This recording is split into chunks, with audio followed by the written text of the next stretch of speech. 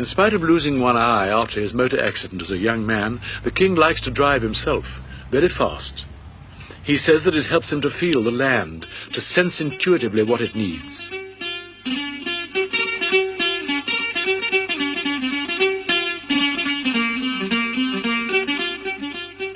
He plans the trips himself and decides when to stop. Once people know that the king is going to pass their way, they lay out carpets in case he might stop, for the feet of a king are not supposed to touch the ground. This taboo, though no longer strictly held, is still exercised, particularly by the country people. The purpose of these tours is always twofold. On the one hand is the improvement in the people's welfare and the development which the king achieves, and this is certainly significant. On the other hand, there is his presence as king among the villagers. Before his visit, they may feel themselves neglected. In his presence, and after he has gone, they know that they are not. In 1 year, the king's convoy gave away to the rural poor 39,038 blankets, 30,778 towels, 31,010 monks' robes, 29,180 sweaters, 29,140 farmers' outfits, 20,340 children's outfits, 34,358 pupils' uniforms. One statistic the palace would not release was the number of lollipops given out, but it must be hundreds of thousands per year. The ladies-in-waiting act as social workers, taking extensive notes on every case so that each one can be followed up afterwards. This means typing up every night, and a lot of work when the court is returned to Bangkok. The King's Chief Information Officer coordinates them. There are a great number of administrative points to consider. For instance, if they take a child from a place like this to hospital in Bangkok, they have to take its family as well and feed and house them.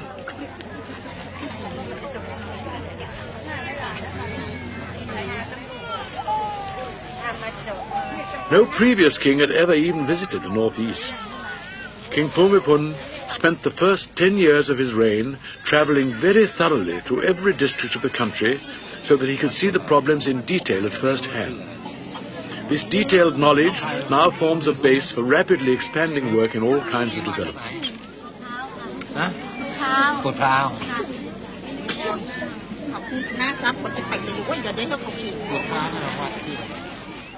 Always the encouragement, listening to their problems, helping them to help themselves.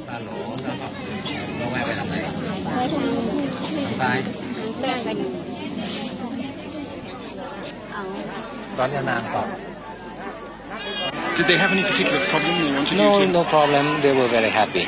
And I asked in what temple they were going, and they said the name, and I looked in the map. And there is a old temple here, and they did not remember the name. They seem to be very impressed with your geographical knowledge. Oh, because they are very happy when somebody comes and knows about their village.